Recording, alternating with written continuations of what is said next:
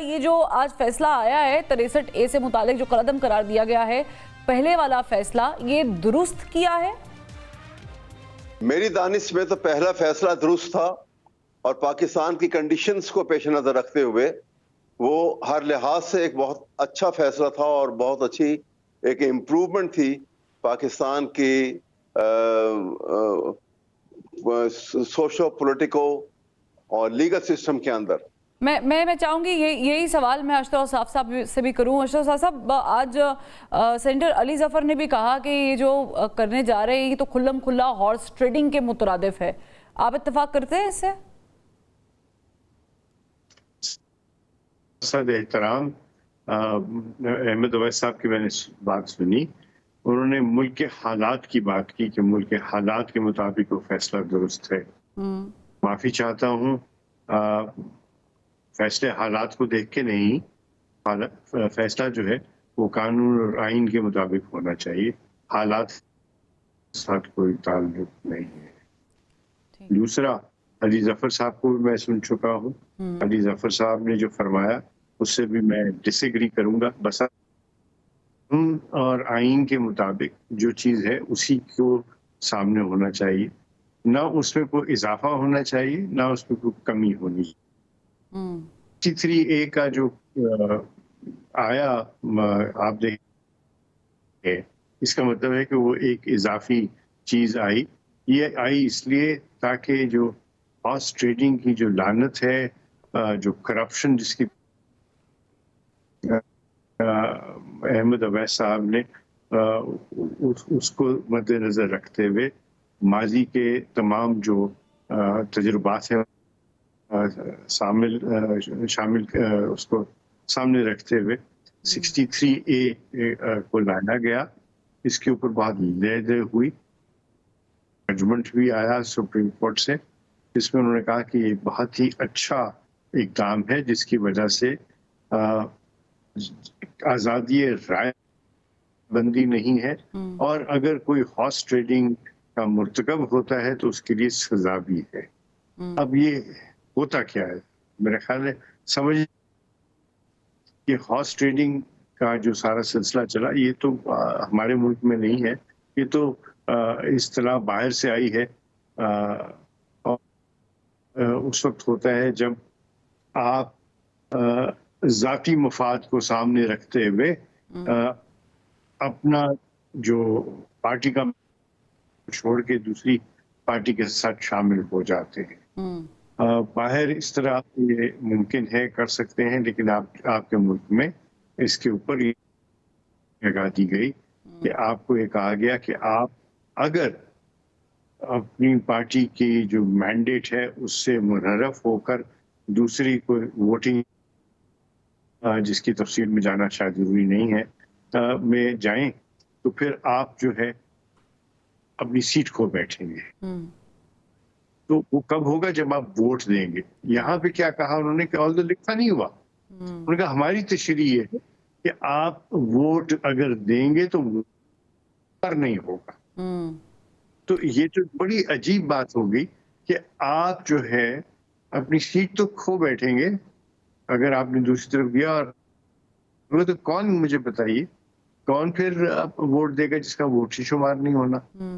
Exactly جب پہلے اس پہ تشریح ہوئی تھی تو یہ مدعا جو موجودہ گورنمنٹ ہے انہوں نے اٹھایا بھی تھا کہ جب ووٹ کاؤنٹ ہی نہیں کر رہے تو پھر ڈی سیٹ کس چیز کا کرنا، اور یہ ہم نے کورٹ کی کارروائی میں بھی ریمارکس جو سنے ہیں وہ بھی ایسے ہی تھے۔ احمد اویس صاحب آپ کی بات سے ڈس ایگری کیا ہے اشرف صاحب نے، لیکن ایک سوال میں بھی اور کرنا چاہتی ہوں۔ جو حکومت اتنی جلدی میں یہ کوشش کر رہی تھی کہ کسی طریقے سے 63A کا معاملہ آ جائے اور اس کے بعد ہم یہ جو آئینی ترمیمی پیکج ہے اس پہ کوئی پیش رفت یا پروسیڈ کریں اس کو، اب آپ کو لگتا ہے کہ اس کے قلعدم ہونے کے بعد جو پچھلے والا فیصلہ ہے اب آسانی پیدا ہو گئی حکومت کے لیے؟ میں اسی لیے آپ سے بات کر رہا ہوں نا کہ دیکھیے، پہلی بات تو یہ ہے کہ 63A میں ووٹ کے متعلق آگے کچھ یہ نہیں اس میں وضاحت نہیں کی گئی کہ وہ ووٹ جو ہے وہ رہے گا یا نہیں رہے گا۔ یہ پٹیشن تو سپریم کورٹ کی پہلی ججمنٹ میں ہوئی تھی، انہوں نے کہا کہ نہیں، جب ایک کو آپ نے پینلائز کیا اور اس کو ڈی سیٹ کر دیا तो उसका वोट जो है कैसे आप बैलेट करार दे सकते हैं, लिहाजा वोट भी जो है उसका गिना नहीं जाएगा और इन बैलेट करार दिया जाएगा। ये पहला जो फैसला है वो उसके ये था और इसमें बड़ी रैशनेल मौजूद है इसके अंदर।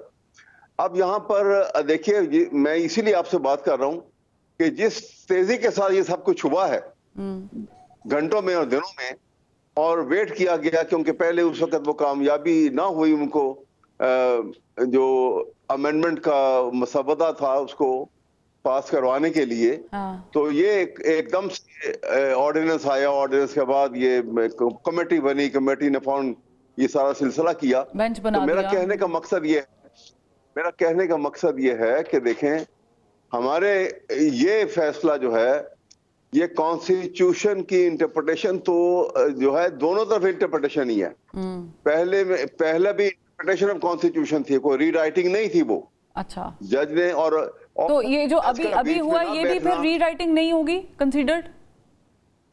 ये रीराइटिंग की बात नहीं कर रहा हूं, लेकिन मैं कह रहा हूं कि ये जो फैसला किया गया है फॉर टू रीजन। देखिए, एक तो जो पहला फैसला था उस फैसले की ग्रीवेंस ना किसी पॉलिटिकल पार्टी को थी, ना किसी पार्लियामेंटेरियन को थी, ना किसी पॉलिटिशियन को थी।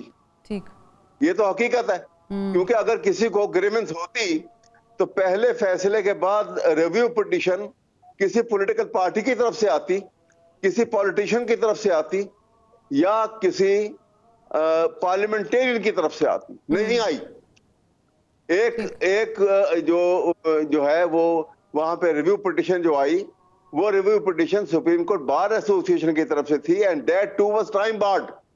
नॉर्मल कंडीशन में, अशर साहब यहां बैठे हैं, नॉर्मल कंडीशन के अंदर जब कभी कोई टाइम बार्ड रिव्यू पिटीशन आती है तो जज साहिबान जो है वो सुनने से बिल्कुल इनकारी होते हैं और कहते हैं कि इसको उठा के फेंक दो। ये टाइम, एक वैल्यूएबल राइट जो है दूसरी पार्टी के हक में आ गया है और इसको टाइम बार्ड है, इसको हम नहीं सुनेंगे। लेकिन यहाँ टाइम बार्ड रिव्यू पिटीशन को, इन तमाम बातों को इग्नोर करके कि कॉज ऑफ ग्रीवेंस भी कोई नहीं है उसका, और जिनका कॉज ऑफ ग्रीवेंस होता तो वो आते।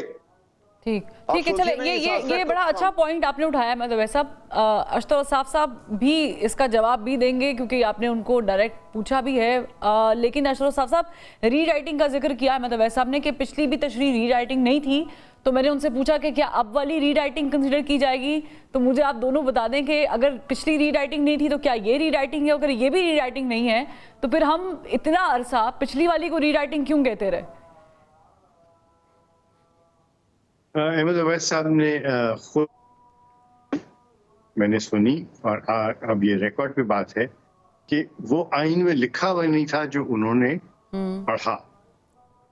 नहीं लिखा हुआ कि वोट काउंट नहीं होगा और वोट का काउंट ना होना डेमोक्रेसी की नफी है।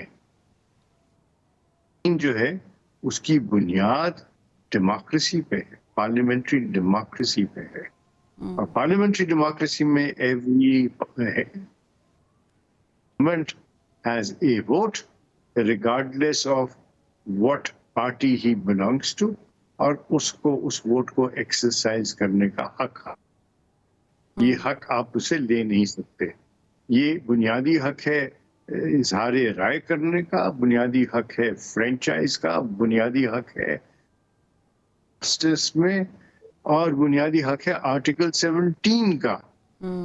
तो ये बुनियादी हकूक जो आप कैसे ले सकते हैं रीराइट कर लिख के अपनी जजमेंट में जो आइन में नहीं है, इसको कहते हैं रीराइटिंग।